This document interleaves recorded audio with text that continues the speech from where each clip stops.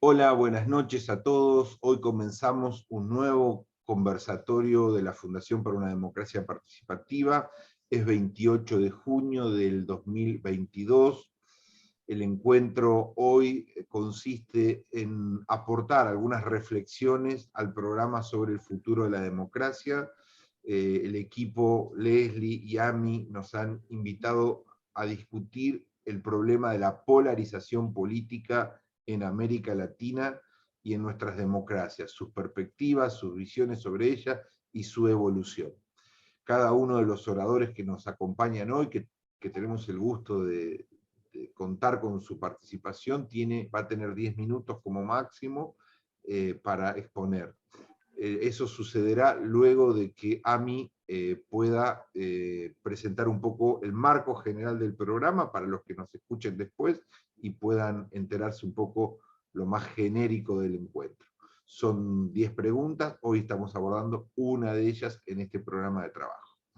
Yo soy José María Ramón, en este momento me toca presidir la fundación y estoy muy agradecido de hacerlo y de estar con ustedes hoy. Les recuerdo a todos que estos conversatorios semanales con colegas de toda América Latina luego están a disposición en las redes sociales de la Fundación y quedan colgados en el canal de YouTube de la misma.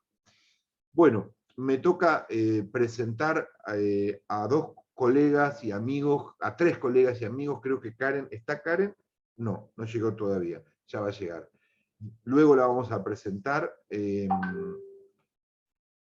La idea es reunir colegas o graduados jóvenes o estudiantes muy avanzados de ciencia política en América Latina e intercambiar sobre un punto específico una vez por semana, ir generando una cultura de la discusión, del cruce, de la comparación entre nuestros equipos, nuestros embajadores, nuestros colaboradores e invitados especiales.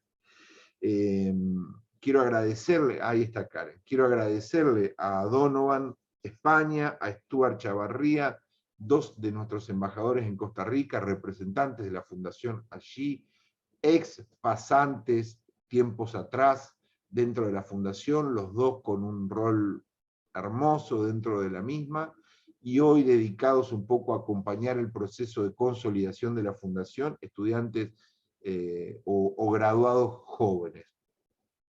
También quiero agradecer, no está presente, pero no deja de tener importancia en esta reunión por cuestiones laborales, a Alfredo Celedón, que ha sido el coordinador anterior del programa, que le ha dado encarnadura a este programa, que va a emitir un informe muy original sobre finales de octubre, si todo va bien.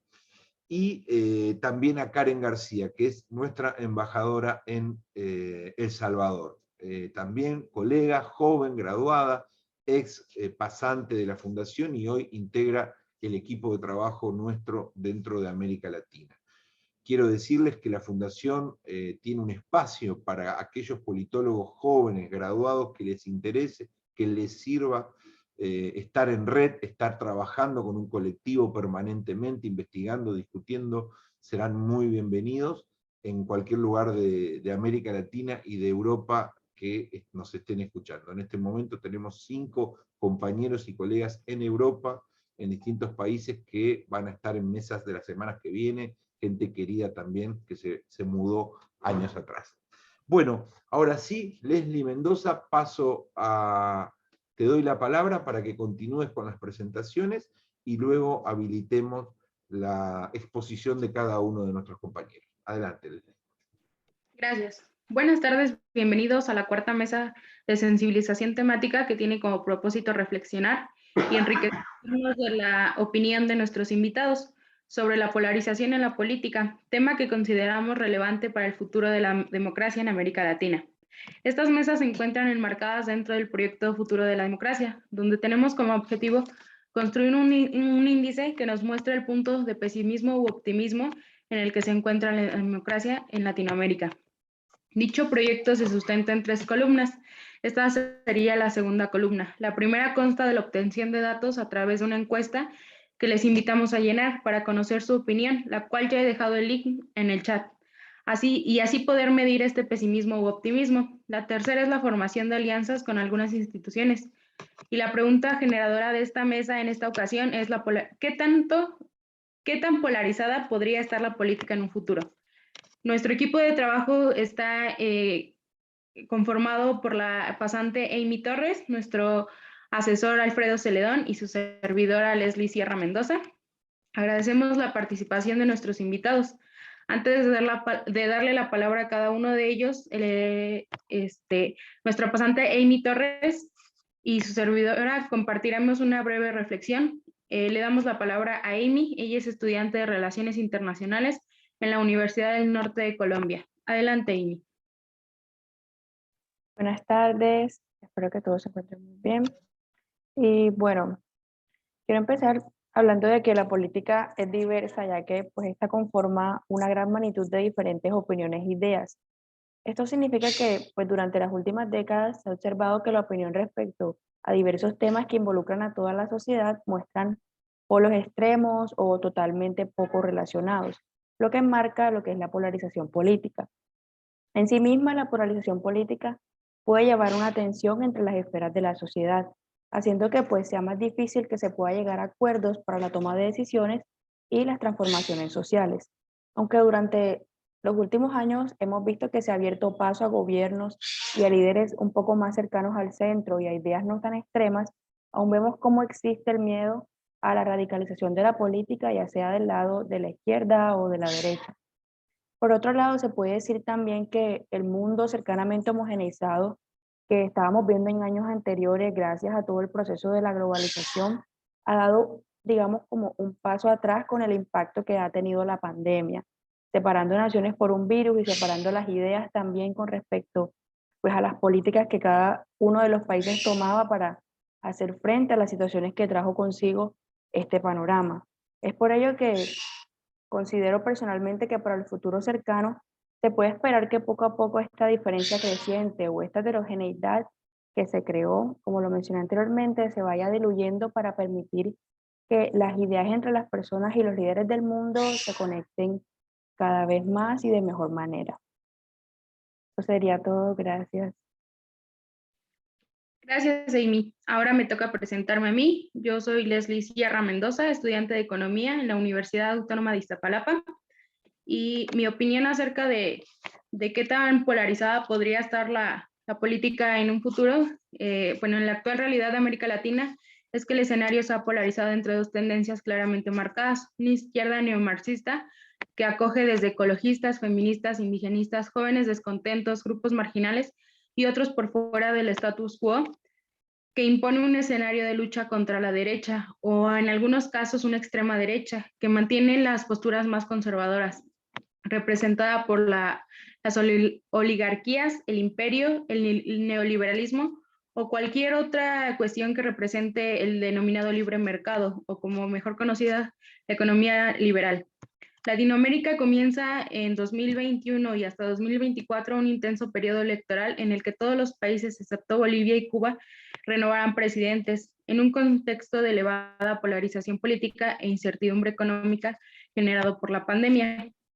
Siendo este el contexto, nos gustaría escuchar la reflexión de nuestros invitados. El primer invitado de la noche es Carlos Pérez, quien es doctorando por la Universidad Nacional de la Patagonia en San Juan Bosco, maestrando en Análisis y Derecho Electoral por la USAM, posgrado de Gobernabilidad y Políticas Públicas por la George Washington University, docente concursado por la Universidad Nacional de la Patagonia en San Juan Bosco, de Ciencia Política, Teoría Política y Social 1, docente de la Cátedra Social del Derecho y la Facultad de Ciencias Jurídicas en la misma universidad, investigador en dicha universidad, y sus temas que le gusta investigar son partidos políticos, sistemas de partidos, sistemas electorales y coaliciones.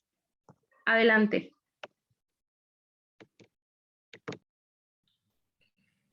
Hola, ¿cómo andan? Bueno, saludos, ante todo, gracias por la invitación. Un saludo, bueno, a José y a todos los integrantes de este debate.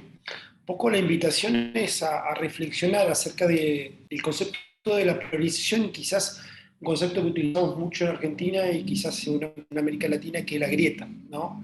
En principio tenemos que pensar qué entendemos cuando hablamos un poco de polarización, ¿no?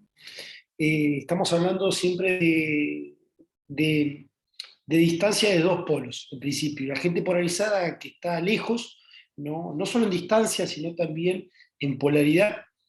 Entendemos dos conceptos completamente diferentes, en principio.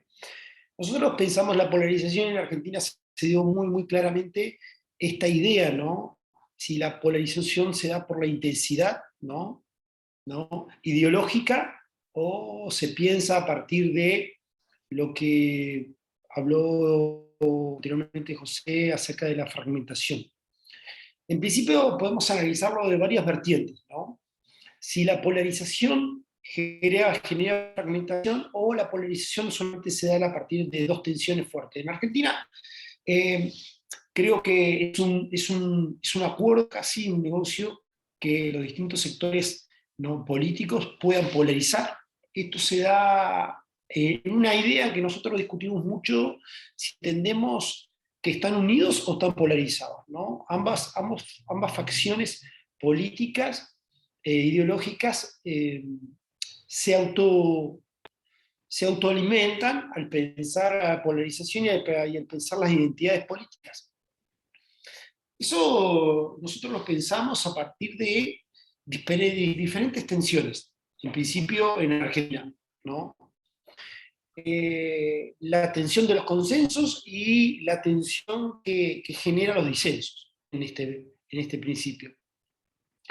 Nosotros, uno de los principios que podemos analizar es si la polarización es una amenaza para la democracia en Argentina o en América Latina. Nosotros, ¿no?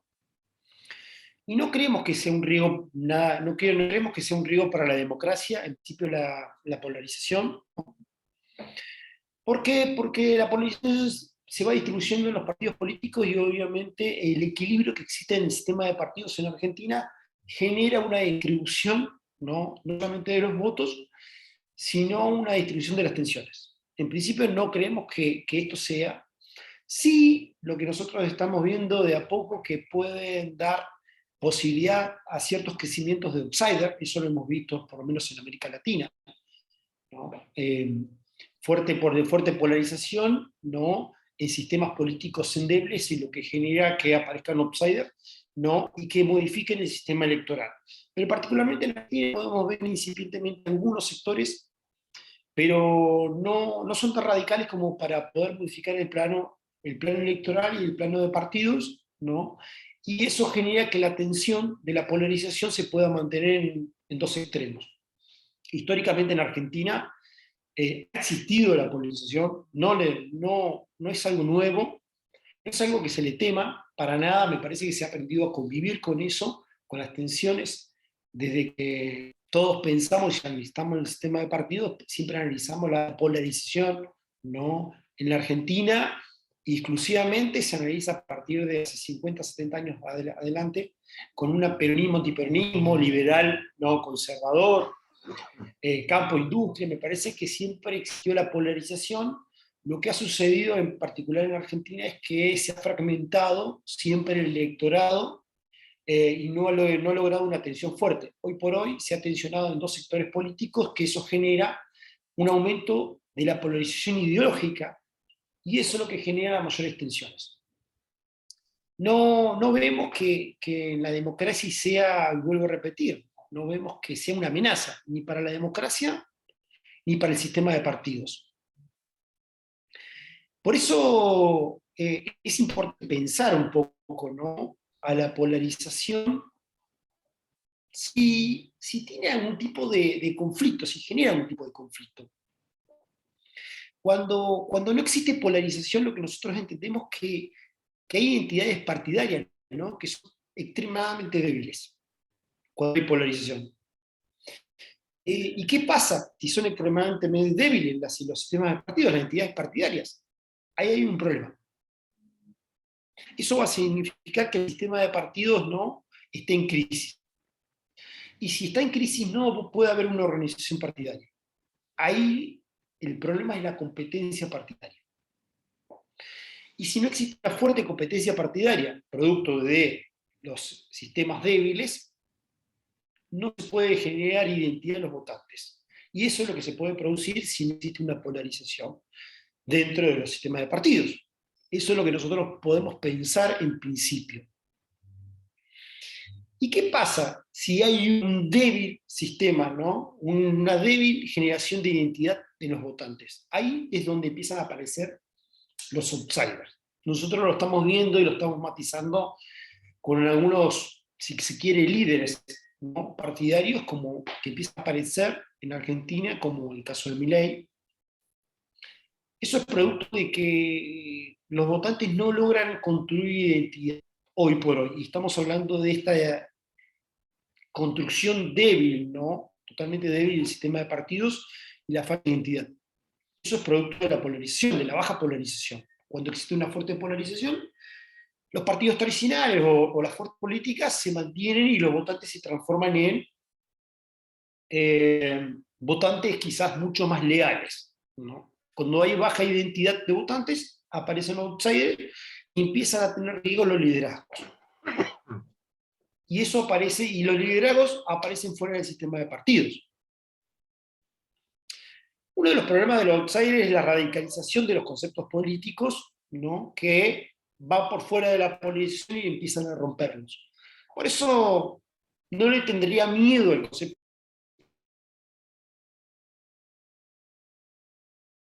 partidaria. Si se bien, hay que tener cuidado, realmente, porque la fuerte polarización, ¿no?, en algunos sectores empezamos a ver que empiezan a subir sectores radicalizados de la derecha, con ciertas perspectivas de identidad, ¿no? Y nos lo estamos viendo en América Latina. Quizás no lo vemos por hoy en Argentina, pero sí empezamos a ver a esos outsiders que empiezan a surgir debido a quizás la baja polarización que se emergió en los últimos.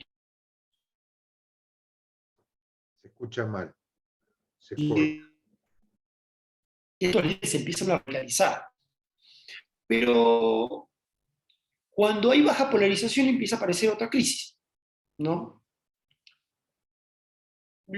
A mí mi impresión, y esto lo retomo un poco de una idea que siempre esboza Pérez Linear, ¿no? La polarización tiende a ser bueno en el sistema democrático, pero hay que estar atentos, nos va a plantear un poco él, ¿no? Que esa polarización no se radicalice. ¿Por qué? Porque esas polarizaciones no terminan siendo muy buenas para las relaciones humanas en su conjunto. Sí es buena para la discusión política y para la construcción de identidades, pero no, y para la construcción de identidades políticas y de los votantes. Pero cuando se polariza exclusivamente, cuando esa identidad se radicaliza, ahí tenemos un problema no solamente en Argentina, sino en América Latina, y empiezan a aparecer los sesgos políticos. Por eso siempre es un tema de discusión la polarización y a veces se toma como una visión negativa y peyorativa, pero también hay que entender la polarización como una organización dentro del sistema de partidos y de los votantes, ¿no?, para poder construir preferencias electorales, ¿no?, y para poder construir cierta fidelidad de los votantes. A ver, en ese sentido yo soy bastante optimista en esto, ¿no?, en esta discusión. Pero es uno de los desafíos que tenemos hoy por hoy en la democracia, mantener cierta polarización con un debate democrático sin construir sesgos, ¿no?, ni electorales, ni discursivos, ¿no?, ni democráticos, porque esa polarización nos ayude a concentrar, ¿no?, distribuir el poder y generar transiciones electorales y obviamente transiciones democráticas en eso. Eso nos da mayor discusión. Podemos entender un poco a la polarización y a la grieta. No es lo mismo, no entendemos que sea lo mismo la grieta y la polarización. En principio creemos que no hay que tener miedo a la polarización, ¿no?, porque la polarización es vital para nuestra democracia, y la democracia nos invita a discutir un poco este segmento y esta idea, ¿no? De polarizados juntos o polarizados fuera, ¿no? Unidos o disociados. Me parece que es uno de los puntos a analizar, me parece, y eso es lo que hoy por hoy la democracia nos invita a reflexionar. ¿La polarización es buena o mala? Yo creo que es buena. Siempre hay que tener mucho cuidado porque es lo que nos genera la regulación del sistema democrático y el sistema de partidos. La gente, si no fideliza, si no entiende el voto y si no entiende los contrastes, me parece que ahí existe la volatilidad y quizás los nuevos ascensos, ¿no?, de las nuevas figuras no tienen así de... históricamente lo estamos viendo, en los últimos 10 años en América Latina y quizás en América en conjunto, vemos una polarización de partidos y obviamente una polarización ideológica. Yo lo invitaría a no esquivar la discusión. Nosotros históricamente lo hemos tenido. El peronismo-antiperonismo se transformó después en un kirchnerismo-antikirchnerismo, fuertemente enmarcado, que lo vivimos hasta el día de hoy. Y eso se transforma en una polarización que genera nuevas preferencias y nuevos movimientos dentro de los espacios políticos. Creo que debemos seguir un poco este incentivo. Me parece que tenemos que seguir pensando, ¿no?, en la polarización, pero no la radicalización, ¿no? Seguir pensando la diferencia, pero siempre con la unión. Me parece que uno de los desafíos que tenemos que tener y que hay que tener dentro de la democracia y dentro del sistema de partidos y dentro de los partidos políticos. Hoy por hoy, los liderazgos y las élites partidarias cumplen una función importante dentro de esta polarización, porque ambas se vinculan y ambas se complementan. No existe una sin la otra en la polarización. Me parece que hoy los sectores políticos están muy cómodos con la polarización que existe y que viene existiendo hace muchos años, ¿no?, porque eso genera que las preferencias electorales se mantengan y obviamente las élites partidarias se puedan sostener en eso, y no que no aparezcan ciertos élites partidarias o outsiders que irrumpan en el sistema democrático y aparezcan, ¿no?, centros de izquierda, fuertes centros de izquierda, o que aparezcan centros de derechas que no estén dentro del panorama electoral. No sé cómo estoy de tiempo, pero no quiero ahondar, pero me parece que uno de los ejes a reflexionar y a pensar desde Argentina y quizás desde América Latina es cómo juegan las instituciones políticas, ¿no?, cómo juegan, ¿no?, la idea del pluralismo democrático, y cómo juega obviamente el sistema de partidos dentro de esta polarización y este equilibrio, ¿no?, del sistema de preferencias. Me parece, y eso nos va a marcar a nosotros si la polarización va a influir dentro de la democracia o si es algo intrínseco que la mantiene. Eso. Gracias, Carlos. Bueno, pasamos a, Leslie, si te parece bien, a Donovan. ¿Querés que Donovan España nos acompañe hoy con su opinión? Y luego vamos derivando la palabra. Gracias. Hola, amigo querido. Bueno, Donovan, aquí desde Argentina, allá desde Costa Rica, un país muy diferente. Me interesa mucho la opinión de los colegas de Costa Rica porque sería como parcialmente la excepción a la regla. Vamos a ver si es así o no. Bienvenido, Donovan, y te escuchamos. Gracias. Bueno, muchísimas gracias. Ojalá estén teniendo una bonita tarde. Aquí en Costa Rica está lloviendo muchísimo, entonces estamos aprovechando ese invierno que tenemos aquí en el país. Aquí en Costa Rica, en las elecciones del 2014, hubo un boom, por decirlo así, en este tema de la polarización política, porque se enfrentaron dos tendencias que dividieron prácticamente el país: la tendencia conservadora contra la tendencia progresista, por decirlo así. Para hablar un poquito de contexto, antes de las elecciones del 2014, unos meses antes, la Corte Interamericana de Derechos Humanos dictó que Costa Rica tenía que cumplirle pues los mismos derechos de las personas, a las personas homosexuales con el resto de la sociedad, pues. Entre esos derechos iba el matrimonio igualitario. Eso generó un burumbum en la opinión pública de nuestro país porque posicionó a un candidato político, Fabricio Alvarado, de un partido evangélico, un partido cristiano de derecha, a pelear contra la tendencia, pues que nada que ver, que es la tendencia progresista, que iba con el expresidente Carlos Alvarado. Gracias a este hecho que marcó la Corte Interamericana de Derechos Humanos, aquí en Costa Rica no se ha logrado curar o no se ha logrado recomponer esa polarización tan extrema, porque siguen habiendo disputas entre el conservadurismo contra el progresismo. Y aquí ya se ve muy visiblemente el ataque, ataques personales o ataques ya más extremos contra personas que piensen diferente, ya sea de los dos bandos, por decirlo así, hay ataques. Y si sumamos que en estas elecciones que acaban de pasar aquí en Costa Rica, en febrero, quedó electo una persona que estaba completamente ajena de los partidos tradicionales aquí en Costa Rica. De hecho, trabajaba en el Banco Mundial y por una serie de cuestionamientos a su persona, pues vino a trabajar aquí, no sé qué, pero al final quedó siendo el presidente actual de nuestro país. Una persona que al final también introdujo a esta polarización que tenemos en nuestro país nuevos elementos como defensores de la corrupción, o sos defensor de la corrupción o no sos defensor de la corrupción. Sos de los que piensa igual que de lo que ha habido políticamente hablando durante todos estos años, o vas a hacer algo nuevo.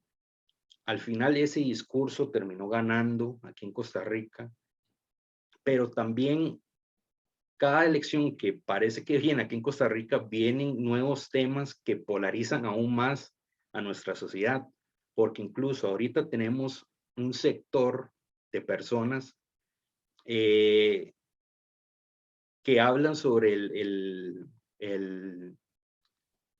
ser liberal en lo económico, pero siendo conservadores en lo social. Entonces, esa discusión aquí en Costa Rica, pues había, pero en estos tiempos se ha multiplicado aún más y eso sigue impactando en esta polarización que muestran, por ejemplo, estudios del CIEP de la Universidad de Costa Rica.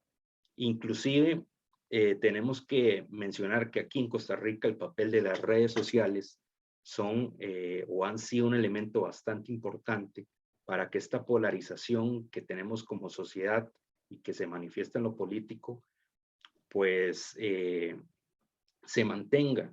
Yo aquí tengo el tercer informe del Estado de la Libertad de Expresión en Costa Rica, del SICOM, que es el Centro de Investigación en Comunicación, y un gráfico que ellos muestran es las principales plataformas de cómo se difundió contenido desinformativo durante estas elecciones.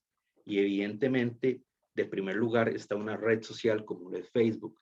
Estamos viendo cómo las redes sociales en la actualidad, no solo aquí en Costa Rica, que me imagino también en otros países latinoamericanos, están teniendo un valor bastante importante en este tema de la polarización. Yo personalmente creo que la polarización política se seguirá dando porque es algo muy propio de un régimen democrático. Tal vez lo que no está tan bien es ese extremismo que ya llega a los ataques contra otras personas, etcétera, etcétera. Y yo lo veo también como una estrategia pues, política de los actores en la esfera política para seguirse manteniendo en la opinión pública, que sigan hablando de ellos como un tipo de publicidad. A veces pensamos en la publicidad mala o la publicidad buena. Publicidad es publicidad, se habla de ellos, bien o mal, pero se mantienen en la opinión pública y se siguen hablando y se sigue comentando sobre estos temas.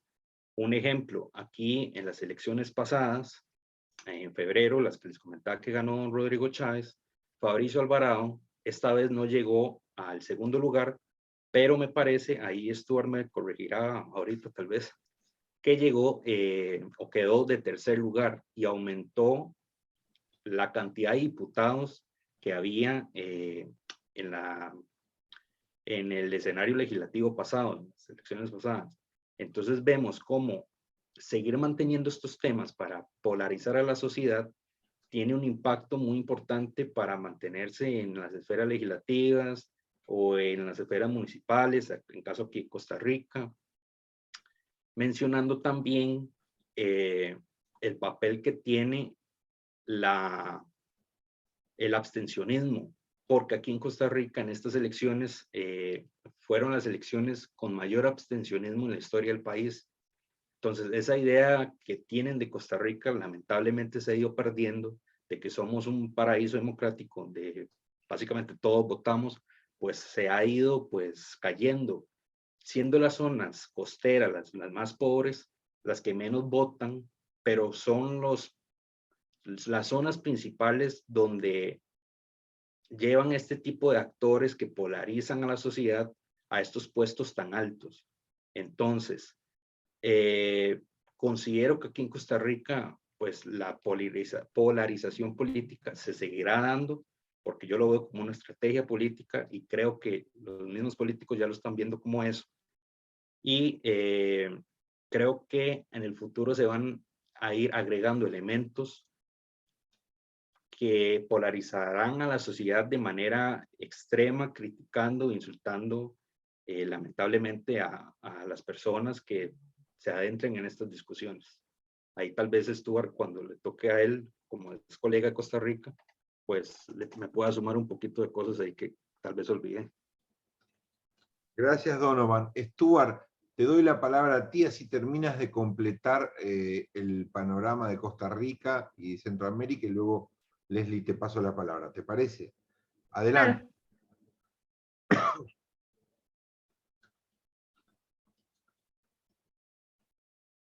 ¿Estás allí, Stuart?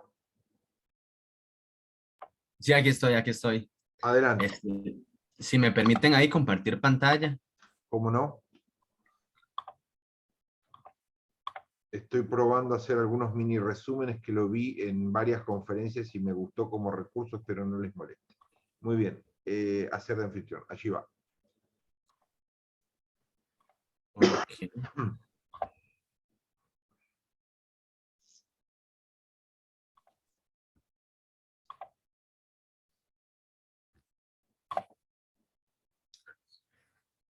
Bueno, mi nombre es Stuart Chavarría, representante de la Fundación y también colaboro con el Observatorio de la Política Nacional. Esta presentación, esta exposición la titulé Polarización, Desalineamiento y Democracia en Costa Rica. A manera general, planteo una hipótesis que parte de un documento inédito que está en proceso de revisión. La hipótesis es que las democracias consolidadas están viviendo cambios extremos en términos del comportamiento electoral que las vuelve inestables completamente en términos de la tendencia del voto. Se puede observar que esto refleja una ciudadanía cada vez más descontenta con los partidos tradicionales, con la clase política acomodada y formal y el sistema electoral. Este contexto de desalineamiento permite el surgimiento de la polarización que parece ser la norma en la política contemporánea. Después de contar con un sistema de partidos sólidos y con una alta identificación partidaria, Costa Rica está empezando a experimentar un proceso de desalineamiento partidario y una alta fragmentación a la vez que en el sistema presidencial se vive una fuerte polarización. Es decir, en el contexto costarricense tenemos, por decirlo así, una contradicción dentro de la misma dinámica electoral. Por un lado, en las elecciones regulares, por decirlo así, donde participan la mayor cantidad de partidos políticos y se está debatiendo tanto los curules por la Asamblea Legislativa como la silla presidencial, observamos un proceso de alta fragmentación, de volatilidad,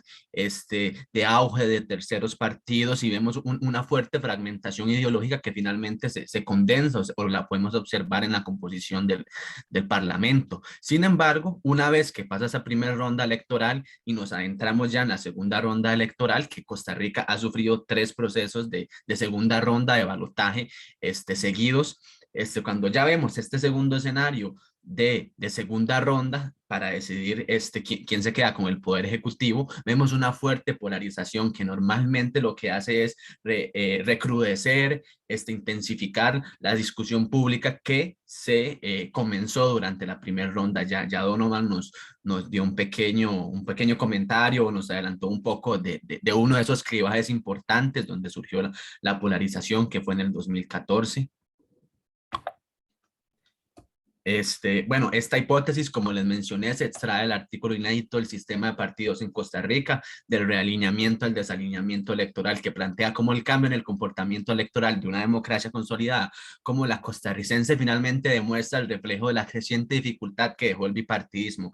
Cuando Costa Rica vivió el bipartidismo, más o menos de 1986 a 1998, se pudo observar un proceso de estabilización en la tendencia del voto. Podíamos ver bajos niveles de abstencionismo, una fuerte identificación partidaria con estos dos polos, muy bien fijado, Liberación Nacional y el Partido Unidad Social Cristiana, y en general veíamos una alta participación política, y de ahí es donde surge justamente el mito de la democracia dorada o de la perla centroamericana que es Costa Rica. Sin embargo, a partir de 1998 se puede ver que el bipartidismo empezó a quebrarse y empezó a ser incapaz de cumplir con su labor de mediación, de integración de la sociedad costarricense, dificultad que aún con los cambios que ha experimentado el sistema de partidos persiste hasta nuestros días, ya que ni las nuevas opciones partidarias en el Congreso han aparecido nuevos partidos y nuevos partidos políticos que han ampliado el prisma ideológico. Por ejemplo, podemos mencionar el movimiento libertario de corte liberal, a principios de 1998. También podemos mencionar el PAC, que llegó al poder finalmente y generó esa ruptura con los partidos tradicionales, que surgió en el 2002. Después podemos mencionar el Frente Amplio de corte de izquierda, que surgió en el 2010, es decir, han habido una serie de nuevas opciones partidarias que simplemente no han logrado revertir la dificultad que posee el sistema de partidos para atender las demandas y las necesidades de la ciudadanía. La ciudadanía, tras esta etapa del bipartidismo, donde estuvo marcada por pactos interelitarios, la corrupción y un abrupto cambio en el modelo de desarrollo, se halla completamente desencantada con la política y registra una baja simpatía partidaria que también se puede traducir en una poca identificación de los partidos con la ciudadanía, es decir, débiles relaciones territoriales con sus bases electorales. A pesar de que Costa Rica, según The Economist, es la segunda democracia más plena de la región después de Uruguay, como les vengo mencionando, desde 1998 hasta la actualidad se puede observar un proceso de aumento del abstencionismo, la erosión de las lealtades partidarias, la pérdida de la legitimidad y la intensificación de la protesta social, es decir, de los recursos informales para ejercer demandas dentro de lo que sería la política formal, que se acompañan también con el deterioro sistemático de las condiciones del país, es decir, ha habido un aumento del desempleo que se ha tornado estructural, ha habido una debacle económica constante que Costa Rica no se ha podido recuperar, ha habido un alto nivel de informalidad, la pobreza se ha estancado alrededor del 20%, es decir, hay una serie de condiciones que han acompañado este proceso de desalineamiento electoral, que en términos del comportamiento electoral lo que apunta es a este descontento que se ve bien ejemplificado en el alto abstencionismo, en la erosión de las lealtades partidarias históricas hacia los partidos tradicionales, Liberación Nacional y el PUS, la pérdida de la legitimidad y la aparición y debacle de terceros partidos que intentan conquistar a esta ciudadanía que se halla profundamente descontenta.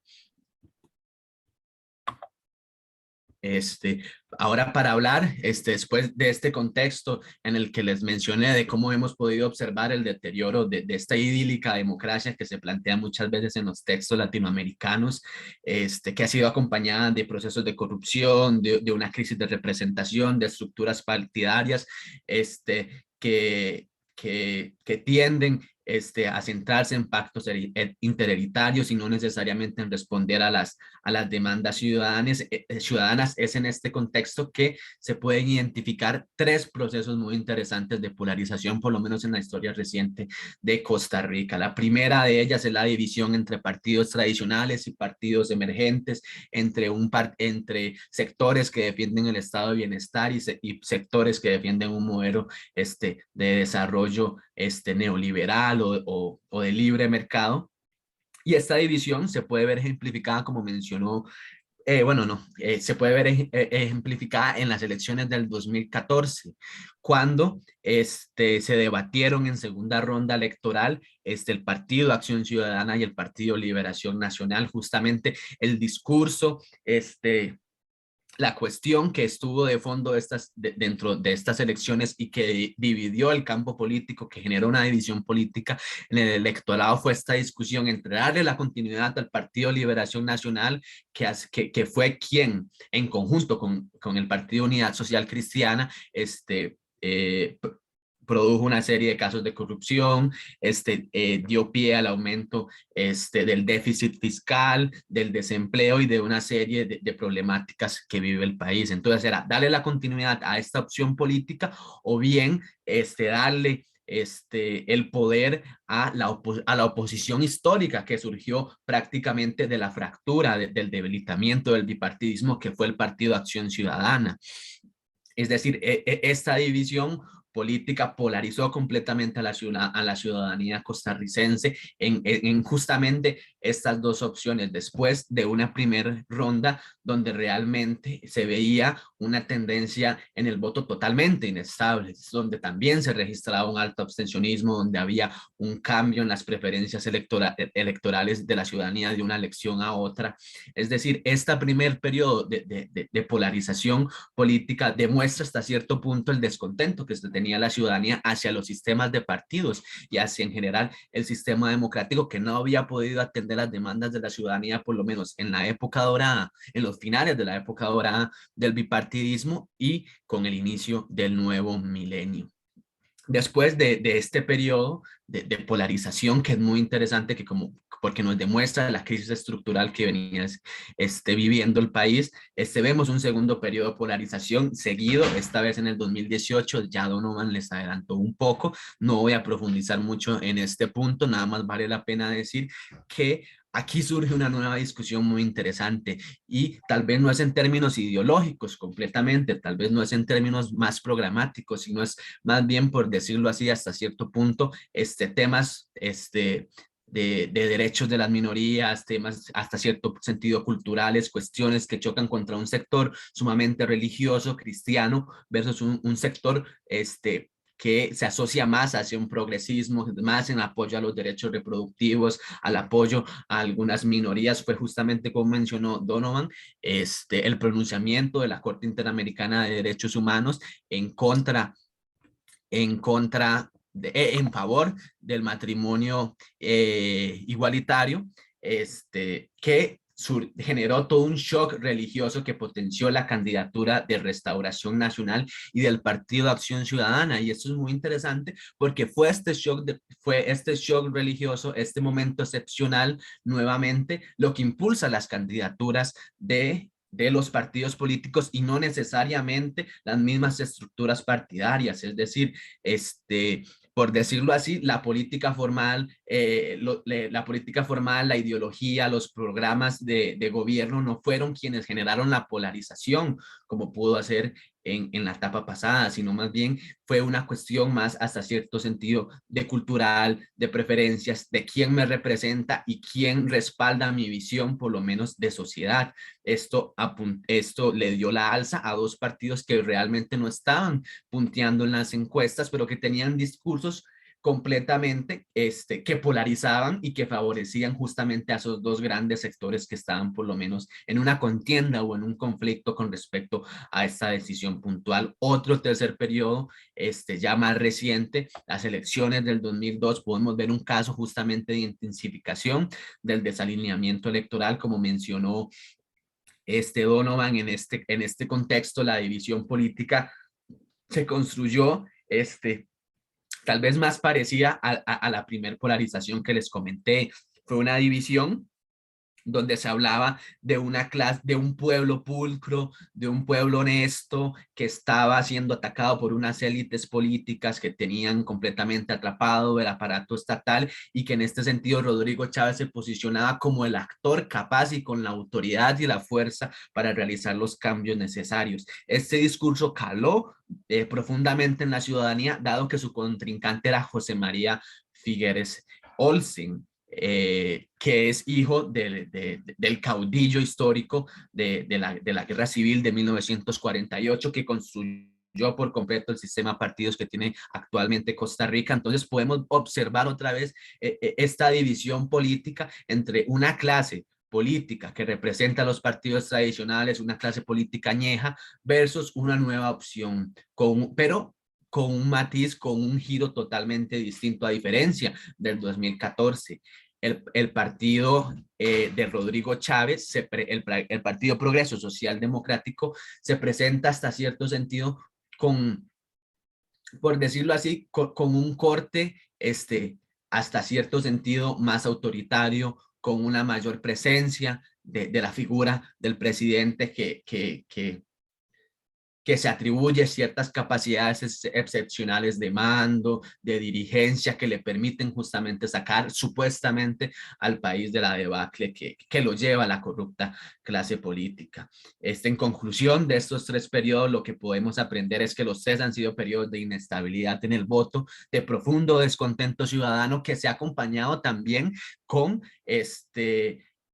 movimientos sociales y movilización ciudadana, y una alta conflictividad social, que demuestra cómo la ciudadanía muchas veces tal vez está abandonando la política formal al registrar un alto abstencionismo, pero aumenta su movilización ciudadana mediante otros canales informales, dado el descontento que siente contra este sistema formal de la política. Y también observamos un deterioro de las condiciones del país, que es, por decirlo así, el marco general, que ha sido el caldo de cultivo para que en primer lugar exista una inestabilidad en el voto y no se puedan ver claras preferencias electorales, por lo menos en primera ronda. Y en segundo lugar, en segunda ronda, valga la redundancia, estas mismas condiciones permiten generar el caldo de cultivo perfecto para ejercer una polarización, por lo menos en términos electorales, es decir, una ciudadanía que posterga el voto a último momento, que no tiene lealtades partidarias, normalmente se va a dejar guiar por los temas tendencias o por los temas que más levanten conflicto, revuelo en la opinión pública o en la discusión pública. Y ya para finalizar, por lo menos desde mi perspectiva, este contexto y estos tres periodos de polarización apunta a fenómenos mayores, como por ejemplo el desalineamiento electoral, es decir, la pérdida progresiva del respaldo electoral hacia los partidos, hacia los principales partidos políticos, Liberación Nacional y Unidad Social Cristiana. Es un hecho que no se puede eludir, es decir, y tampoco las nuevas opciones partidarias, los terceros partidos, como el Partido Acción Ciudadana, puede ser como el Movimiento Libertario, como Restauración Nacional, que fueron terceros partidos que tuvieron un momento de auge, pero que también tuvieron un momento de declive. Esto nos apunta a que realmente la ciudadanía no ha podido generar lazos de identificación partidaria con los sistemas de partidos, es decir, refleja un proceso de crisis de representación y de apatía. Se cortó, Stuart, justo sobre el final. Si me escuchas, repite. Hola.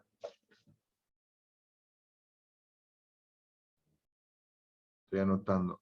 Stuart. Bueno, ya va a volver. Le daremos un par de minutos para una reflexión final. Bien, vamos a continuar hasta que nuestro compañero se pueda cerrar su... Además, él se quedó con la llave del Zoom, chicos. Se quedó como administrador.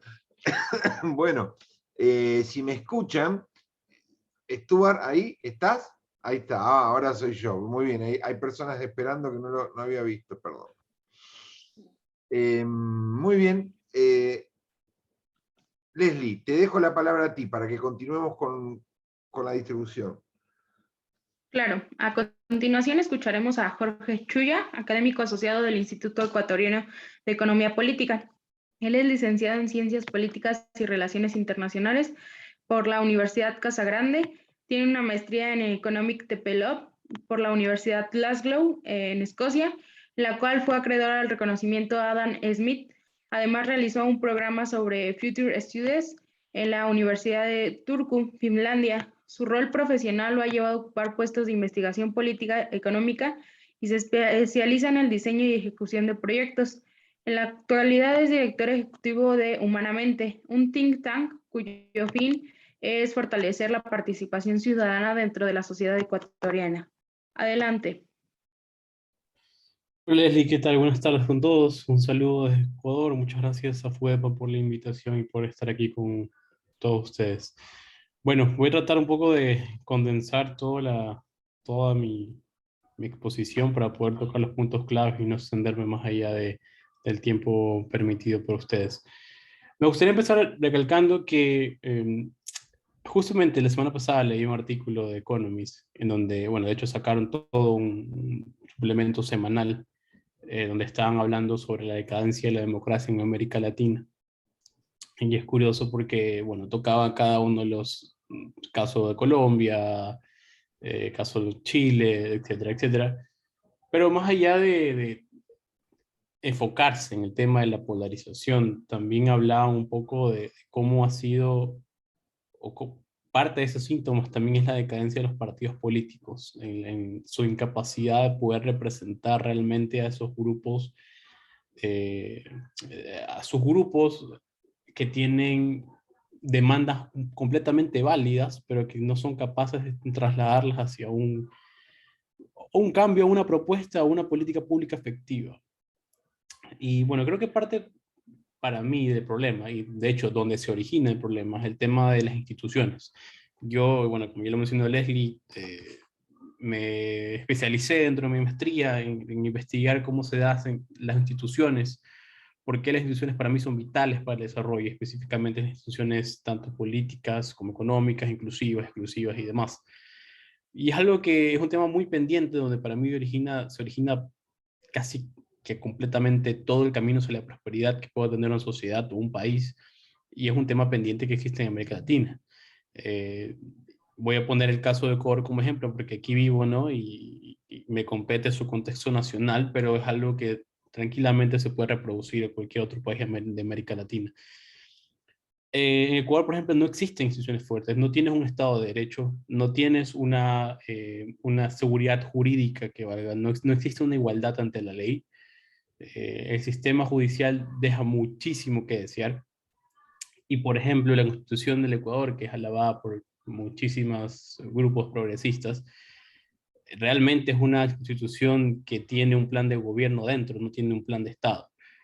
Y es algo que de por sí ya es bastante endeble tener una institución base, que es la Constitución, tenerla de esa manera para que no sea capaz de aplicar políticas de Estado y no políticas de gobierno.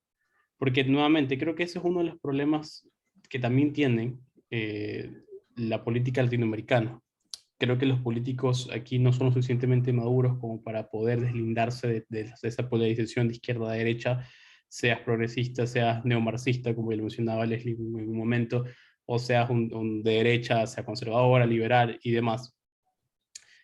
No llegan a despegarse de esa polarización y todo lo que hacen y terminan aplicando como políticas públicas corresponde a una ideología extremadamente marcada, que por supuesto, parte de eso nace el grupo de votantes que los escoge y llegan hacia el poder, pero no pensamos en políticas de Estado, en políticas que realmente funcionen a largo plazo, en donde no tengan que ver si tú eres de izquierda o eres de derecha, o si el siguiente o el próximo presidente lo es del lado contrario en el que tú estás, sino políticas que puedan perdurar, políticas que sean capaces de tener un bien mayor para todos, independientemente de cuáles esas preferencias ideológicas que cada ciudadano represente, pero que existan y que puedan darse.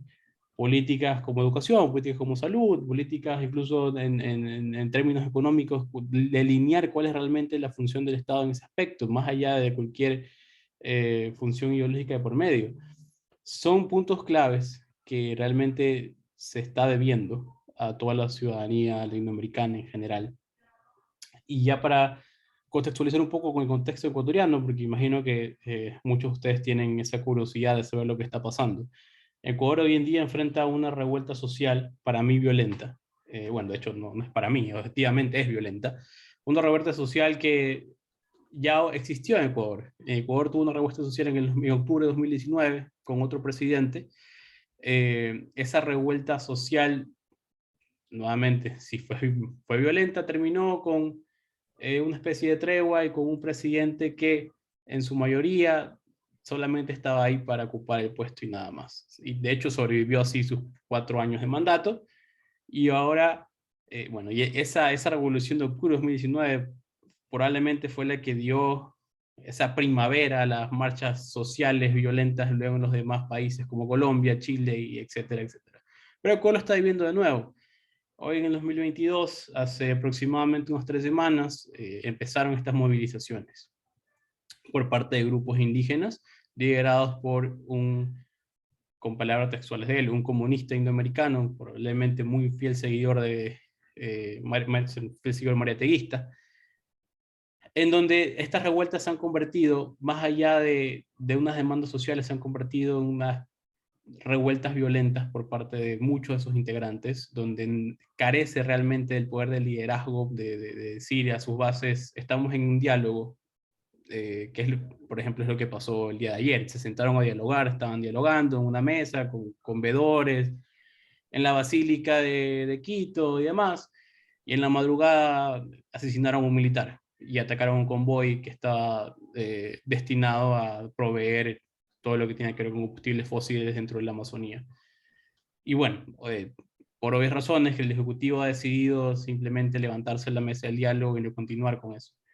Pero ¿qué pasa realmente? Porque eso demuestra una polarización muy grande, al menos en Ecuador, y que sucede y seguirá sucediendo en América Latina. Ecuador hoy en día tiene un presidente de derecha, una derecha conservadora, que es el ex banquero Guillermo Lasso, y ante eso tiene poca movilidad dentro del gobierno actual, porque a pesar de controlar el Ejecutivo, no tiene controles en el Legislativo, y de hecho la coalición indígena es mayoría dentro de la Asamblea Ecuatoriana.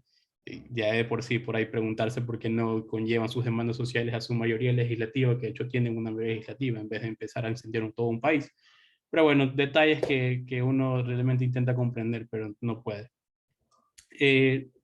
Esta polarización que causa que tengas un gobierno de derecha, que nuevamente tiene demasiadas fallas, para mí realmente estuvo en campaña por más de 13 años y todo lo que ha hecho ahora se lo ve bastante nuevo, está improvisando a cada momento, falta de liderazgo y existen un montón de problemas sociales en el Ecuador que obviamente no son culpa de él porque duramente apenas tiene un año, pero sí es culpa de él, él no puede estar preparado realmente para asumir todos esos problemas y contrarrestar lo que viene.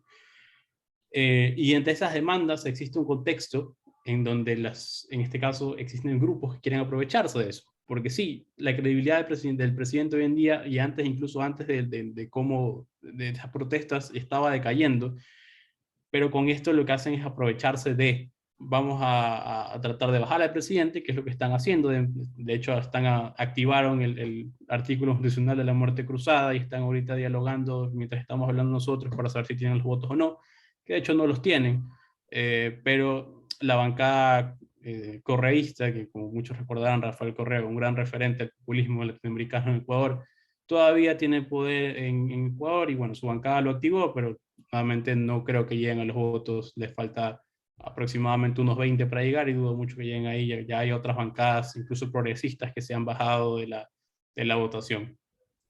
Y demuestra claramente cómo tienes un país completamente polarizado entre izquierda y derecha, entre este neomarxismo que ya mencionaba Leslie en su momento, y una derecha que intenta ser derecha, porque de hecho muchas políticas y reformas y actos que han cumplido, incluso se contradicen con los puntos y las bases que siempre han manifestado desde una campaña y demás, pero lo representa hoy en día. Y si esta polarización no solamente hace que existan enfrentamientos ideológicos, que puede ser lo normal dentro de cualquier democracia, sino que ya se han escalado hacia otro nivel, que es un nivel de violencia, en donde en cualquier Estado de Derecho, en cualquier república con bases muy fundamentadas, se podría tranquilamente ya haber activado protocolos antiterroristas, porque realmente cortar servicios básicos, coaccionar a legisladores, coaccionar a ciudadanía común,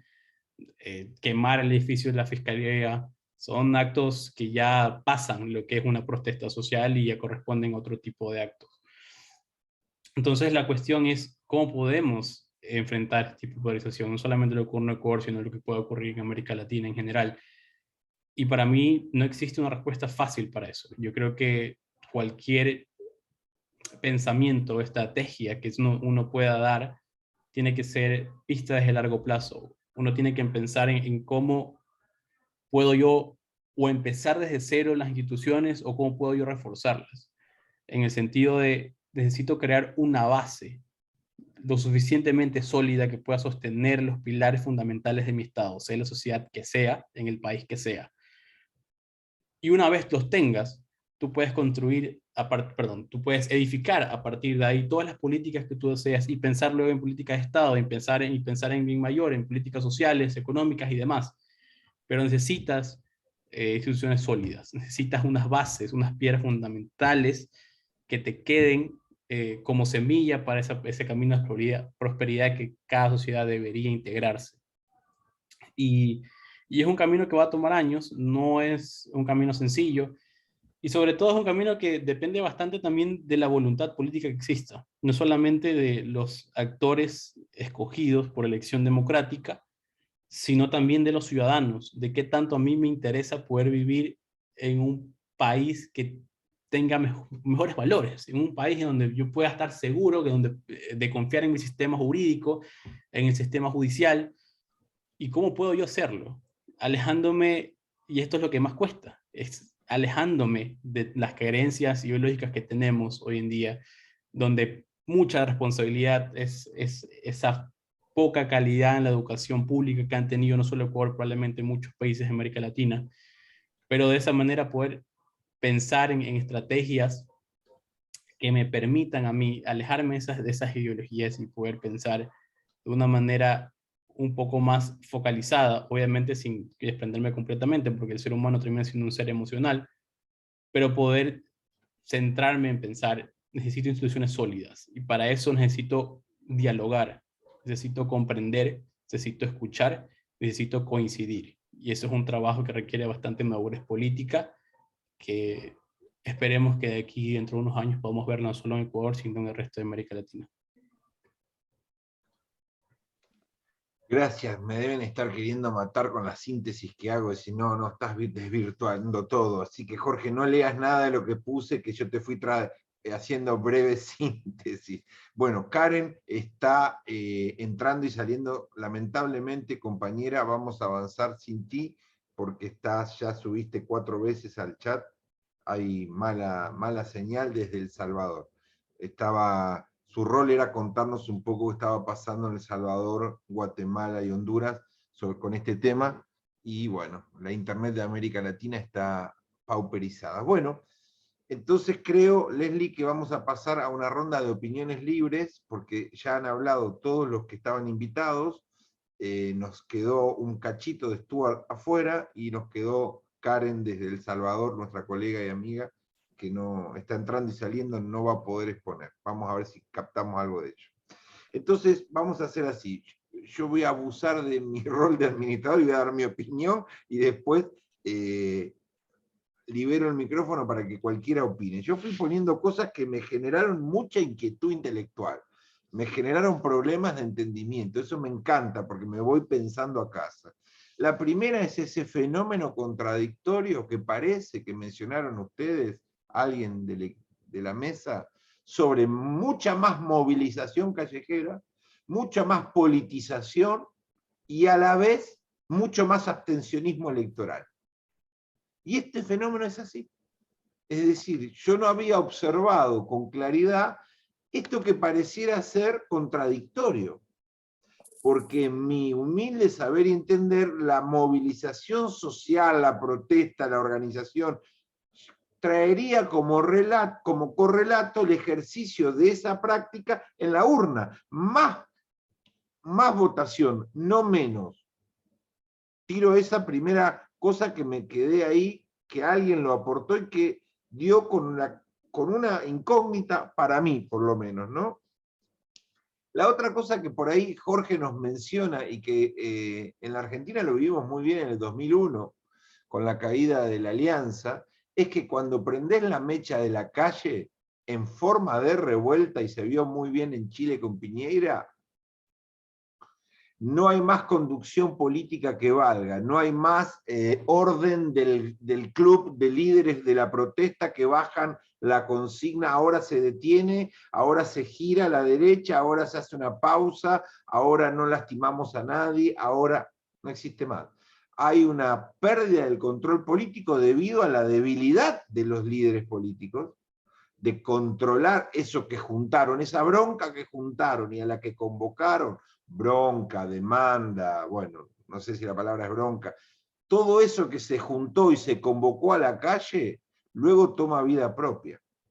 Aquí en la Argentina, los únicos que mantienen cierto control de la calle son un segmento de los movimientos sociales y el sindicalismo tradicional, que llega encolumnado a las plazas y a la calle y se va encolumnado 3 horas después de lo pautado, digamos, es casi una tarea administrativa. Los sindicalistas sí mantienen la conducción de sus afiliados que aportan a una protesta, un paro, una lucha, un reclamo. Pero el resto, me parece, después Carlos, que sabe mucho de política argentina, podrá dar su aporte, me parece que se pierde el control, y esto fue muy nítido en Chile, que terminó en una protesta, en una revuelta de casi un año. No una tarde, no 3 tardes, no 2 semanas de crisis, casi un año con interrupciones de convulsiones de a veces 150.000 personas. Centenares de edificios quemados, ¿no? Bueno. Donde había, acá también en la Argentina se observa algo que a lo mejor no sé si se observa, también lo planteo en el debate, es que las polarizaciones, como bien dijo Stuart, se producen, pero a la vez se acompaña una gran fragmentación. Esta es la segunda incógnita que les quiero dejar. Nada más, termino con esto. Por un lado, una gran movilización y un gran abstencionismo. Y por el otro lado, una gran fragmentación de grupos, subgrupos, y a la vez una polarización en 2 segmentos. Se producen como 2 fuerzas que aparentemente serían contradictorias. No sé, es decir, cuando uno ve una marcha no sé, por decir algo, del kirchnerismo o de Cambiemos en la Argentina, uno ve 5, 6, 7 tribus, bandera, grupos, subgrupos, partidos. O sea, cada vez más tribus, cada vez más colores, pero a la vez conglomerado detrás de un polo de identidad política. Eso pareciera también ser una tendencia contradictoria. Libero la opinión a ver qué piensan los demás. Carlos, queremos escucharte. Bueno, cómo no. Primero, agradecer el invite, escuchar a estos colegas jóvenes en análisis tan sólidos, tan profundos, en un sentido preocupantes por la compleja realidad que vivimos en cada uno de los países de América Latina. Coincido con lo que marcaba Ramón. Yo creo que la polarización no perturba el funcionamiento de la lógica política, pero sí debilita a la sociedad civil. Sobre todo la polarización ideológica que se produce en el escenario político. En el caso de Argentina, el movimiento feminista, que ha sido muy sólido, muy combativo, se ha ido debilitando precisamente por la polarización ideológica dentro mismo del campo político que la sostenía, es decir, sobre todo los sectores progresistas, incluyendo el kirchnerismo. El kirchnerismo sube la apuesta y comienza a agregar otros componentes, por ejemplo, la deuda externa, y entonces lo presenta como consigna en una concentración feminista. Por supuesto, esto ha reducido significativamente la participación de sectores de la sociedad civil en esas reivindicaciones. Esto ya constituye una tendencia donde se ha ido debilitando muchísimo el movimiento de derechos humanos del que hemos participado muy activamente, precisamente por esta apropiación ilícita que se produce a partir de la polarización ideológica y del uso político funcional de una consigna clave, una lucha clave que es la lucha por los derechos humanos. Coincido también con el enfoque que presentaba el colega desde Ecuador, que me parece un enfoque muy, muy rico. Yo creo que el tema institucional es un tema clave, pero se agrega a esto el tema de los liderazgos. Yo creo que en Argentina y también en otros países de América Latina estamos viendo cómo los líderes que conducen el Estado no tienen la consistencia ni la capacidad suficiente para generar la centralidad política que le permita organizar y orientar a la sociedad civil, aglutinándolos y generando los consensos suficientes para poder gestionar y tomar decisiones. El caso de Argentina es de una conflictividad persistente entre presidente y vicepresidente, pero también creo que el caso de Perú, el caso de Ecuador, en un sentido también el caso de Chile, muestra liderazgos en personalidades todavía no consistentes en el manejo plenamente político y cómo avanzar en esos grupos. Se advierte en el caso de Boric, un excelente político, las marchas y contramarchas, precisamente por no tener un plan preelaborado y una capacidad de manejo suficientemente consistente para avanzar en esta dirección. Creo también, y este es otro componente que marcaba Ramón, yo creo que no hay contradicción, hay una lógica de la sociedad civil y hay una lógica de la política. En la política advertimos, y hablo como político, debo decir que ya no como analista, porque lógico los políticos también tenemos que analizar el escenario en el que jugamos, sino como político lo que advertimos es que el proceso de fragmentación nos lleva y nos obliga a un proceso de condensación, de sumatoria. En el caso del Frente Juntos por el Cambio al que pertenezco, nosotros participamos partido tradicional como la Unión Cívica Radical y partidos emergentes como es el ARI que hemos construido y del cual José María Ramón también participó, y también el PRO, otro partido que fue emergente, nació a partir de la conducción de la ciudad de Buenos Aires y ahí generó una estructura no muy sólida en el resto del país. El otro frente, que también intenta aglutinar, expresa la lógica tradicional del peronismo, es decir, una convergencia hacia el poder. Entonces ahí las diferencias ideológicas se atenúan, se simplifican, se combinan con pragmatismo, con negocios, pero logran aglutinar precisamente a los múltiples sectores. Esta polarización entre los dos frentes, ¿qué tiene como límite? Y yo creo que tiene como límite la radicalización lateral que tienen ambos sectores. En el caso de Juntos por el Cambio, no inclinarse a la derecha, porque allí puede haber una polarización negativa. El caso de Milei, como bien se expresó Carlos Pérez de manera excelente en el análisis, es un emergente que tiene más de circunstancial que de construcción política, sobre todo en un periodo que todavía falta mucho, diría muchísimo, para las elecciones presidenciales.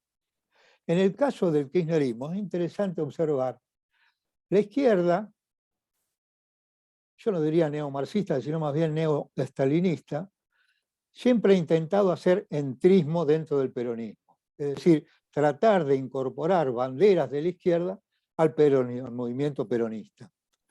Ahora se está dando un proceso inverso. Es el kirchnerismo quien intenta hacer entrismo y acuerdo con los sectores radicalizados de la izquierda. Esto se expresa en el campo social más que en el campo político, a partir de manifestaciones permanentes. para terminar este breve aporte.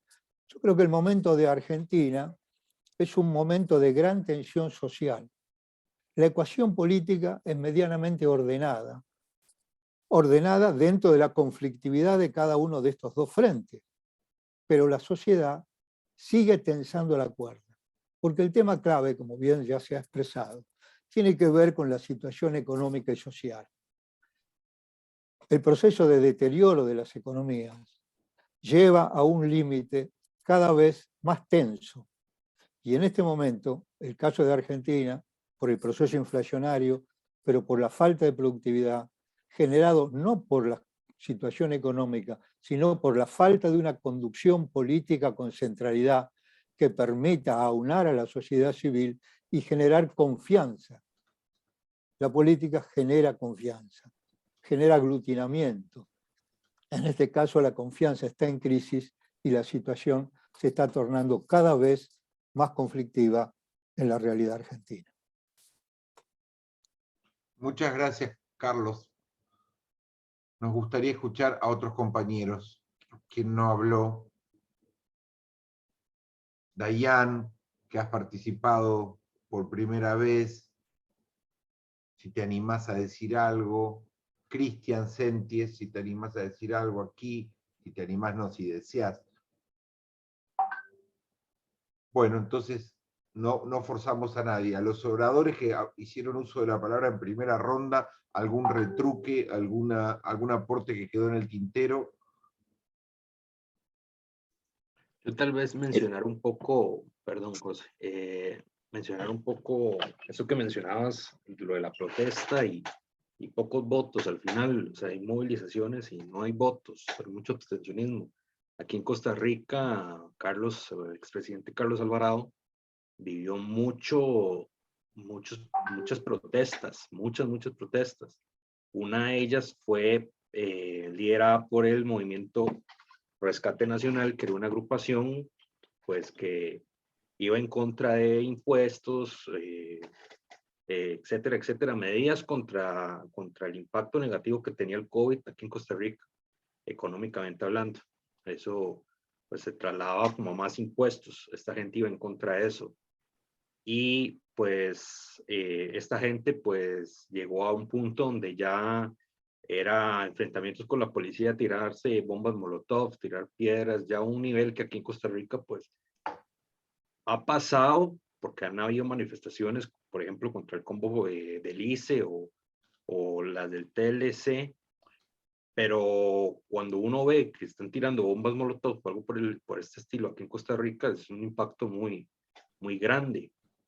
Y precisamente es curioso porque, como vos decís, al final en estas elecciones hubo mucho obsesionismo.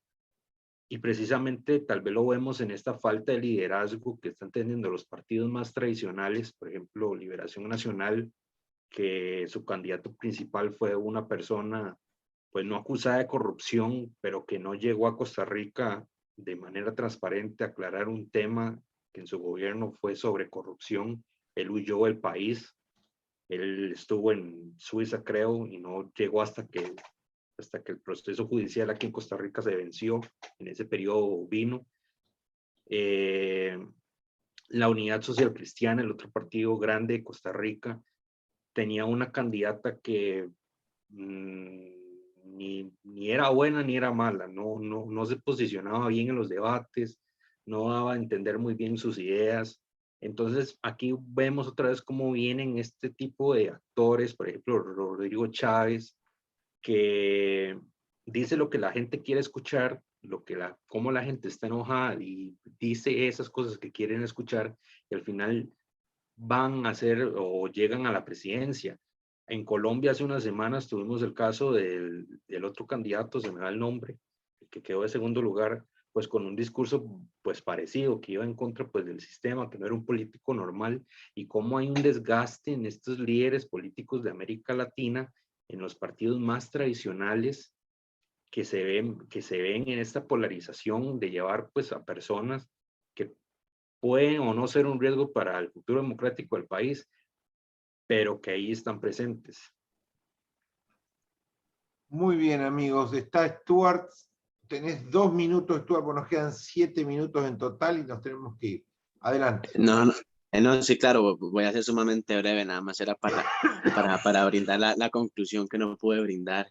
Y es que no, lo que quería apuntar era que la polarización, bueno, en primer lugar, la política nunca se tiene que pensar en términos morales, de si algo es positivo o algo es negativo. Realmente la polarización es parte del mismo sistema democrático y depende del contexto histórico, político y social de cada país. Por ejemplo, en Costa Rica, su interpretación es sumamente particular a partir del desarrollo de su sistema de partidos y de cómo ha cambiado el comportamiento electoral. Lo único que sí me gustaría apuntar es que si existe alguna inestabilidad política o alguna inestabilidad a nivel del comportamiento electoral, esto podría dar pie a algunos actores, ojalá por afuera, fuera de la clase política formal, que fomenten discursos de odio, discursos xenófobos, discursos que inclusive van contra el mismo sistema democrático o en contra de algunas instituciones públicas sumamente importantes, como puede ser el Poder Judicial o algunas instituciones de control político. Entonces, ¿qué sería apuntar eso? Que la polarización es un proceso normal de la democracia, pero puede abrir pie o dar paso, en especial si hay inestabilidad política, a ciertos actores con intereses particulares. Otra vez te jugó una mala pasada. Bueno, Stuart, bien, fue tu última oportunidad. Gente querida, hay mucho para hablar. Nos olvidamos de mencionar todo el tema de la fragmentación legislativa en el proceso de polarización latinoamericano, que se está produciendo, algo lo mencionó Donovan y otros compañeros. Todos los parlamentos nacionales están divididos en 6.000 bloques, en 6.000 pedazos. Eso también es una tendencia creciente donde no importa quién gane, no importa con cuántos votos gana en la segunda vuelta, siempre llega un parlamento en minoría con grandes dificultades de crear una hegemonía operativa legislativa donde sacar una ley medianamente rápido sin meterse en un laberinto. Y ese es un fenómeno que vamos a tener que analizar ya más relacionado a la polarización, pero también a la vida legislativa. Tenemos que hacer una mesa antes de fin de año sobre vida legislativa parlamentaria en América Latina, que es todo un tema, porque después las reformas no llegan. Cuando los presidentes ganan, llegan a los parlamentos y quedan en el fárrago de las negociaciones, a veces años. Muy bien, gente, 90 minutos por hoy. Les quiero recordar que este viernes tenemos la inauguración de la Escuela Latinoamericana de Ciberactivismo con todas las organizaciones, viernes 7:30. Los invito a todos, ya les va a llegar la invitación, y a partir del otro viernes, todos los viernes, va a haber mesas como esta, pero con conferencistas. A diferencia de comentaristas y mesas redondas, va a haber todos los viernes para ONG, militantes, activistas, etcétera, conferencias para formar en ciberactivismo y democracia. Hasta fin de año. Chau, nos vemos en la próxima semana. Que la pasen muy bien. Gracias a todos por estar. Hasta luego. Chau, Leslie. Gracias. Gracias a todos.